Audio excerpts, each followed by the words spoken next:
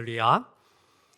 이렇게 설 명절 연휴 가운데 있지만도 거룩한 수일 2부 예배 잊지 아니하고 함께 예배드리는 우리 모두에게 주님이 예비하신 귀한 성령의 영적인 체험의 능력이 말씀을 듣는 가운데도 이루어지기를 주님의 이름으로 간절히 기원합니다. 기왕이면 한번 오늘은 이렇게 인사를 해봅니다. 사랑합니다. 축복합니다. 새해 복 많이 받으세요. 우리나라는 참 복을 많이 받아야 되는 양력 새해도 있고 음력 새해도 있고 참 좋은 나라인 것 같습니다. 자, 이제 금주 2월 14일은요 교회력으로 보게 되어지면 제 수요일로 이렇게 이제 시작이 되어집니다. 즉 사순절이 시작되어짐을 알려주고 있는데요. 제 수요일이라는 의미는 이런 의미를 담고 있습니다. 한번 볼까요? 우리 기독교 그 사순절의 시작을 알려주고 있는데요. 이제 부활절을 준비하는 그런 이제 교회력의 절기를 말합니다. 그래서 이제 이 사순절 기간 동안 이제 우리 예수 믿는 이들은 그 이마에 이렇게 죄를 이제 바르고 죄를 이제 이렇게 고백하면서 예수님의 그런 40일의 고난을 또 함께 같이 묵상하며 또 은혜를 받고 또 이제 부활을 기대하는 그런 절기를 이제 의미합니다. 오늘 본문 속에서 우리 예수님은 자신의 이제 장차 받을 재난과 고난에 대하여 됐습니다. 이제 제자들에게 말씀을 합니다. 앞으로 얼마 안 있으면 내가 예루살렘에서 고난을 당하고 순환을 당한 후에는 죽고 그리고 3일 만에 다시 살아나게 될 것이다. 이 말을 제자들이 들었을 때 그들은 몹시 당황했어요. 두려워했습니다. 왜냐하면 함께 계실 줄 알았던 예수님, 또 나이가 그 당시에 33살, 한참이 때 아니겠습니까? 근데 죽는다는 이야기를 하니까 제자들이 다 당황하고 어찌할 바를 모르고 있는 것이었어요. 그래서 그것을 잘 알고 계신 예수님이 이제 제자 가운데에 3명만 따로 데리고 산에 올라가 기도를 이제 하십니다. 우리가 잘 알고 있듯이 성경은 마태, 마가, 누가, 요한 4복음으로 되어 있는데 각각 이제 이 저자들은 또 나름대로의 그런 이제 하나님의 이끄심을 따라서 이제 복음서를 이렇게 이제 기록을 했는데요. 누가라고 하는 의사는 이제 이 누가복음을 기록하면서도 이 기도에 대한 그런 관점과 초점을 두고서 강조를 많이 하고 있음을 이제 우리가 누가복음 읽어보면 알게 됩니다. 오늘 다른 복음서들보다도 주님의 제자들이 산을 오른 이유에 대하여 오늘 누가 저자는 분명하게 설명을 하고 있음을 보게 되어지는데요. 자, 주님이 기도하시러 산에 올라가셔서 오늘 놀라운 일이 하나 벌어지는데 그것은 기도하실 때에 예수님의 모습이 뭐예요? 변화되셨다는 겁니다. 자, 29절 우리 함께 읽어보도록 합니다. 시작. 용모가 변화되고 그 옷이 휘어져 광채가 나더라. 예수님이 이 땅에 오셔서 사역하신 가운데의 가장 영광스러운 모습입니다. 가장 빛나는 모습입니다. 용모가 얼굴이 뭐예요? 변화가 되었어요. 어느 정도 광채가 날 정도로 옷이 또한 그렇게 휘어졌다 이야기를 합니다.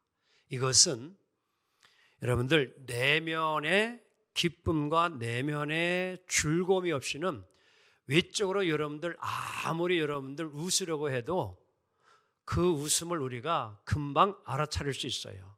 저게 지금 정말 기뻐서 좋아서 웃는 모습인지 억지로 마지못해 쓴 웃음을 웃는 건지 우리 한번 옆 사람 보면서 웃어보여요. 웃어봅시다. 시작. 어떻게 정말 기뻐서 웃는 것 같아요. 목사님이 또 안 웃으면 뭐라고 할까 봐 또 억지로 하하하하.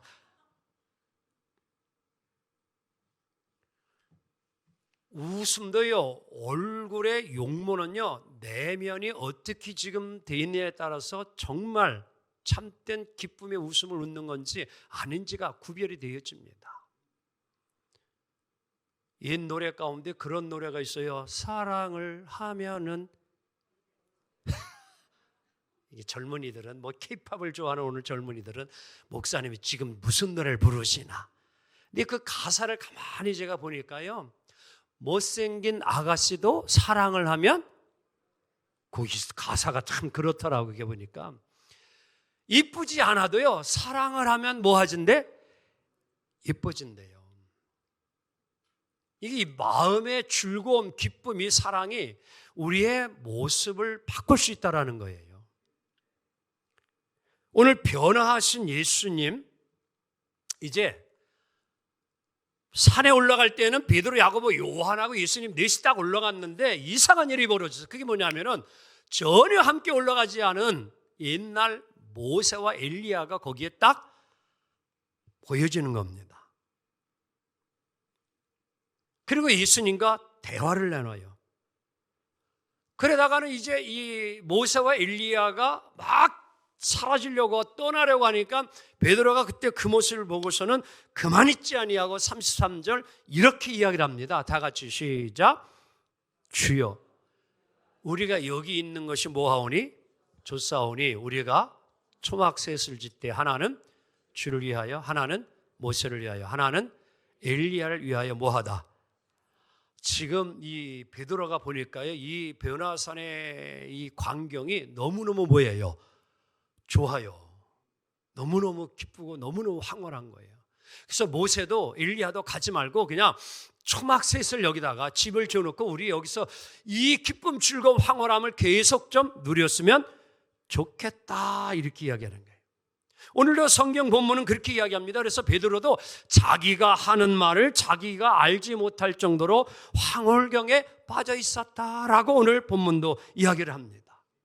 그러는 가운데에 또 갑자기 막 구름이 확 오더니만 두려움이 막 오는데 그때 하늘로부터 소리가 들려오기를 시작을 합니다. 시작. 이는 나의 아들 곧 택함을 받은 자니 너희는 그의 말을 뭐하라? 들으라. 아멘. 그리고는 이제 구름도 싹 거치고 나더니만 오직 모세와 엘리야는 보이지 아니하고 누구만 보이더라? 예수만 보이더라. 아멘. 자, 오늘 본문은 예수님이 변화산에 올라가셔서 용모가 변화되어지고 모세와 엘리야와 함께 대화를 이룬 그러한 내용의 이야기를 기억하며 지키는 변화주일이에요. 이 이야기는 예수님의 공생애 가운데에 여러분 가장 극적인 사건입니다. 십자가를 지기 전에 우리 예수님은 이제 이런 놀라운 변화의 일을 제자들에게 보여주셔요. 무엇을 이루려고? 구원의 큰 역사를 이루시려고. 아멘. 자, 오늘 예수 있는 여러분과 저가 이 구원의 확신, 구원의 담대함을 가지고 신앙생활을 해야 합니다. 그럼 어떻게 오늘 여러분과 저가 주님 앞에 설 때까지, 주님이 부르시는 그날까지 우리가 믿음 안에서 구원의 분명한 확신을 가지고 온전한 믿음의 삶을 이루어갈 수 있을까요? 예수님도 이것 때문에 오늘 제자들에게 변화되신 모습을 보여준 겁니다. 오늘 예수 믿는 여러분과 저에게는, 예수님의 제자들에게는 반드시 신앙생활을 할 때에 꼭 필요한 것이 하나 있습니다. 그것은 따라합니다. 영적 체험. 아멘. 거룩한 경험이 반드시 있어야 합니다. 예수 믿는 여러분 가족아 신앙생활하면서 아마 크고 작은 영적 체험을 하게 됩니다. 어떠한 체험이 있습니까?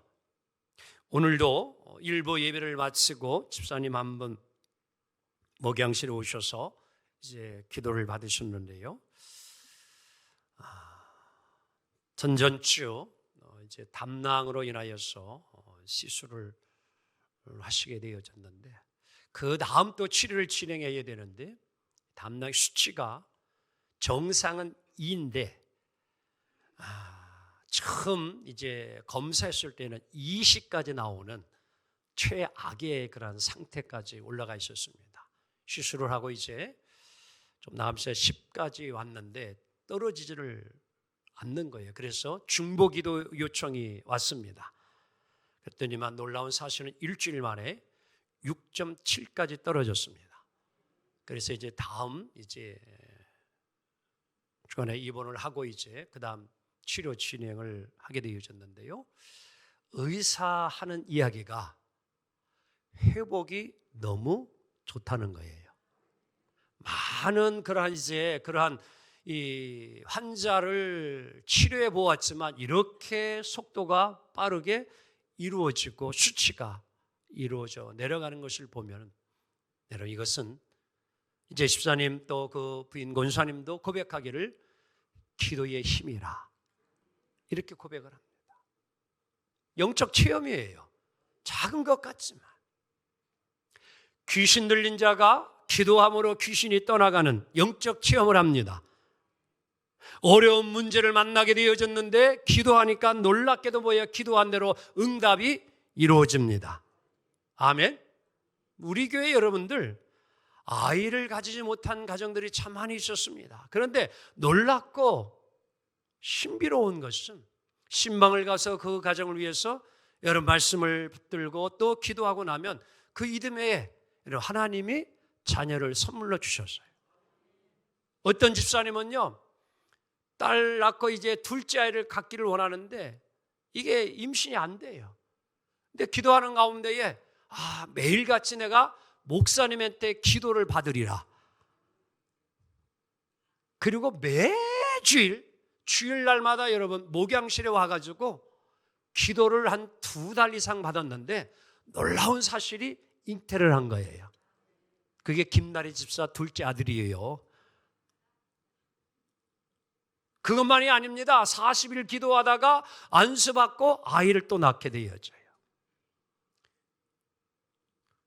어느 집사님은요, 정말 뇌종양이 있어가지고 서울 삼성병원에 입원했다 그래서 언니가 간절히 우리 교회는 아니지만 목사님 기도해 주셔야 됩니다. 그래서 파주에서 거기까지 올라가서 병실에 가가지고 기도를 했어요. 그런데 그때가 주치의사님이 해외에 이제 일이 있어서 갔다 와야 되는 기간인데 놀라운 사실은요, 이제 와서 수술을 하려고 다시 검사를 했는데 뇌종양이 싹 혹이 줄어버렸어요. 수술 안 했습니다. 나았어요. 그런데 그때에 뜨겁게 저도 기도했지만 기도받는 그분이 권사님 동생이에요. 여동생이 얼마나 눈물을 흘리며 간절히 기도받는지 그때 뜨겁게 제 손도 역사하고요. 제 마음도 그렇게 감동을 하더라고요. 근데 하나님이 역사해 주시더라고요. 이런 체험이에요. 이런 이야기 하자면 오늘 시간 가지 계속 할 수도 있는데, 자, 오늘 왜 때로는 하나님께서 우리에게 방언의 은사를 주시고 은사의 체험들을 주시는가? 우리는 이것을 한번 생각해 볼 필요가 있어요. 예수 믿으면서 경험하는 영적 체험을 우리는 어떻게 해석해야 될 것이고 그 영적 체험에 담겨진 하나님의 뜻은 무엇인가? 왜 오늘날 우리들로 하여금 예수 믿는 이들로 하여금 반드시 영적 체험을 하게 하시는가? 첫째는 영적 체험을 통해 다 같이 믿음을 붙잡으라는 것이다. 다 같이 믿음을 가지자. 믿음의 확신을 가지자. 아멘. 자, 오늘 변화산에 올라가서 예수님의 변화된 모습을 직접 눈으로 본 베드로가 베드로 후서를 쓰게 되어질 때에 베드로후서 1장 16절 19절에 보게 되었지만 그는 이제 모든 고난과 어려움 속에 있는 성도들을 향하여 편지를 베드로후서를 쓰면서 그가 고백을 합니다. 간증을 합니다. 오늘 내가 눈으로 보았고 내 마음으로 확신이 이루어진 예수 그리스도가 있었기에 나는 오늘까지 믿음을 지켜왔고 이 사명을 다하여 왔습니다. 아멘. 베드로가 확신을 가질 수 있는 신앙의 고백이 무엇 때문이었느냐? 변화산의 예수님의 변화된 모습을 보고 내가 확신을 갖게 되었다는 고백입니다. 사랑하는 성도 여러분이요, 여러분들은 구원에 대한 확신이 있습니까? 구원에 대한 증거가 있습니까? 영적 체험을 이루어야 합니다. 우리 예수님도 이것을 잘 하셨기 때문에 제자들에게 당신이 십자가에 죽기 전에 이 변화된 영적 체험을 보여줌으로 그들로 하여금 온전한 믿음과 신앙을 가지고 살게 하기 위하여 이 일을 주님이 행하셨다고 하는 겁니다. 자, 조금 더 깊이 들어가 봅시다. 이 변화된 모습을 나타내 보여주기 이전에, 자, 오늘 본문 28절 이하의 앞단락을 보게 되었지만 한 번은 예수님이 기도하러 가셔서 기도하고 난 후에 12명 제자들이 다 있는 가운데 그렇게 질문을 해요. 야, 세상 사람들이 나를 누구라고 하느냐? 뭐 쉽게 말하면 예수님도 어떻게 보면 이제 나의 인지도가 어떻게 보면 인기가 어느 정도 되느냐? 여러분들 우리가 늘 뭐 뉴스를 보지만도 대통령에 대한 이제 국민의 지지도가 거의 뭐 일주일에 한 번 정도 지금 나오고 있습니다. 현 정부가 절반의 지지를 받지 못하는 30% 후반대, 어떤 때 40% 이 상태에 있어요, 현재. 한번 여러분 스스로 생각해 봐요. 여러분들도 옆 사람이 나를 생각할 때에 별 둘, 별 하나 이 정도 되면 어떻게 좀 내가 잘 산다 못 산다? 에? 그래도 별 넷, 뭐 별 다섯 때문이야 좋겠지만 예수님도요, 세상 사람들이 당신을 어떻게 생각하느냐, 나를 누구라고 생각하느냐 궁금해하셨나 봐요. 그래서 제자들에게 물으니까 제자들이 아유 좀 뭐 어떤 그 예언자 중에 한 사람 같기도 하고 뭐 엘리야 선지자 중에 한 사람 뭐 또 뭐 이렇게 뭐 세례 뭐 이렇게 막 하니까 그때 이제 옆 사람에게 물어봐요. 너는 나를 누구라 하냐 그래 봐봐. 예수님이 오늘 여러분 가족에게 질문을 던지는 거예요. 그럼 너는 나를 누구라 하냐 그랬어. 너는 나를 누구라 하느냐. 너희들은 그럼 나를 누구라 생각하느냐. 왜냐하면 이 질문이 얼마나 중요한지 몰라요. 그 당시까지만 하더라도 예수님의 제자들은 예수님을 단지 선생으로 많이 여겼어요. 그런데 그때에 베드로가 무슨 고백을 했냐면요, 주는 그리스도시요 살아계신 하나님의 아들이다. 엄청난 신앙 고백을 했습니다. 당신은 하나님의 아들이십니다. 구세주이십니다. 그리스도이십니다. 바요나 시모나 내게 복이 있도다. 아멘. 오늘 바로 그 사건이 있은 후에 8일 이후에 오늘 예수님이 변화된 모습을 보여주신 거예요.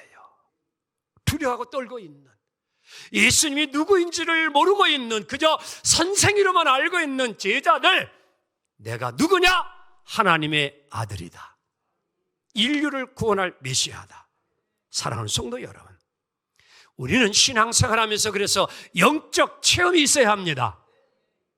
이 체험이 없으면 안 됩니다. 반드시 우리 신앙인은, 그리스도인은 영적 체험을 이루어야 합니다. 왜? 그래야만이 우리의 믿음이 흔들리지 아니하고 신앙생활을 바로 할 수 있기 때문입니다. 확신이 중요해요.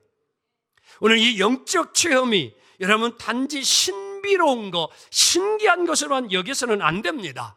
그것은 내가 직접 체험하고 경험해야 될 줄로 믿습니다. 예수님을 나의 주로 받아들이고 예수님이 나의 구세주입니다. 그 사랑, 그 은혜를 붙잡고 살아가는 삶, 그래야 선한 싸움 싸우고 달려갈 길 달리고 믿음을 지키고 승리할 줄 믿습니다. 오늘도 혹이나 신앙의 경험이 없는 이들은 꼭 체험을 할 수 있기를 주님의 이름으로 부탁합니다. 두 번째, 우리 예수님의 영적 체험을 이렇게 하기를 원하는 이유는, 변화하신 이유는 다 같이 고난을 준비하라. 뭐를 준비하라? 고난을 준비하라. 예수님이 겪는 고난을 제자들도 겪어야 될 것을 예수님은 잘 알고 계셨어요.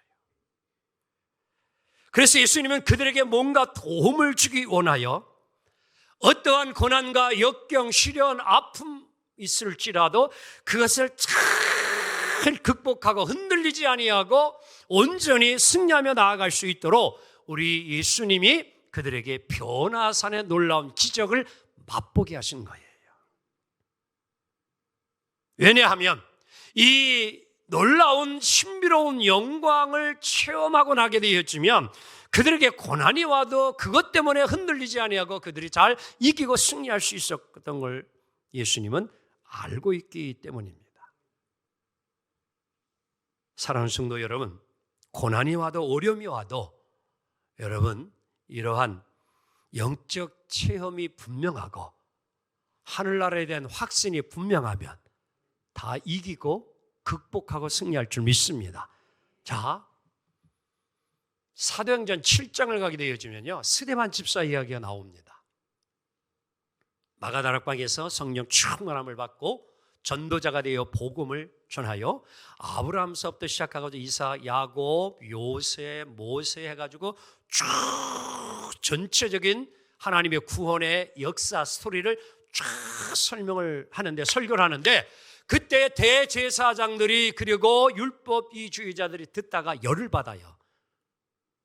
막 그래가지고 이 스데반 집사를 돌로 막 죽이려고 합니다.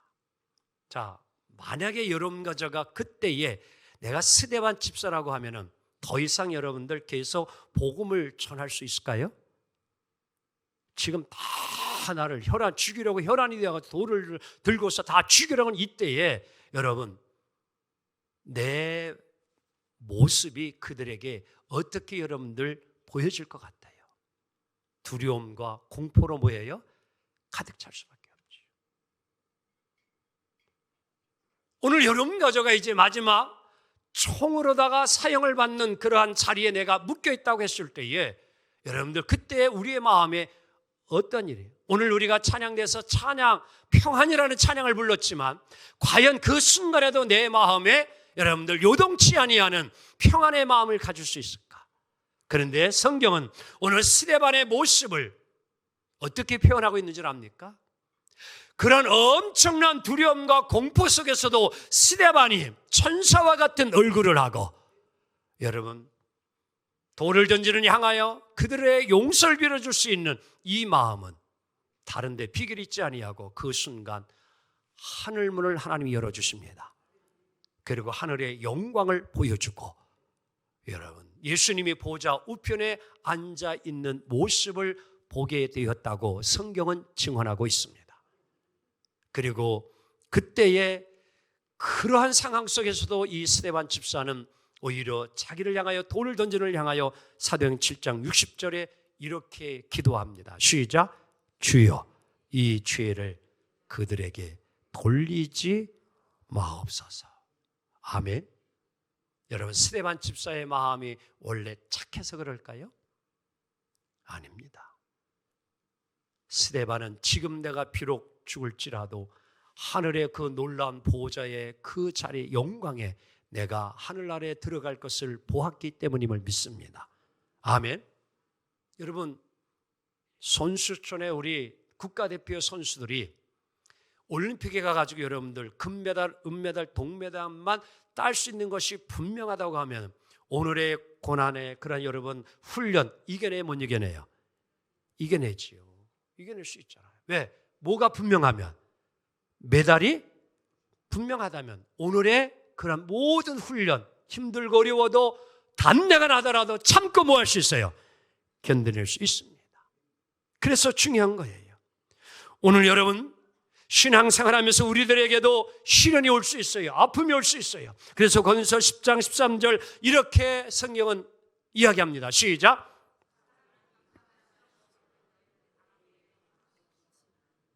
사람이 감당할 시험 밖에는 너희에게 뭐 한 것이 없나니? 당한 것이 없나니. 여러분과 저에게도 시련이 옵니다. 아픔이 올 수 있어요. 고난이 올 수 있어요. 왜 하나님은 그럼 나에게 이런 고난을 주시는가? 오늘 여러분과 저가 영적 체험을 합니다. 은혜를 맛보기도 합니다. 그런데 때로는 정말 견디기 어려운, 극복하기 어려운 고난과 역경이 왔을 때에는 우리 안에 이런 생각이 들어올 수 있어요.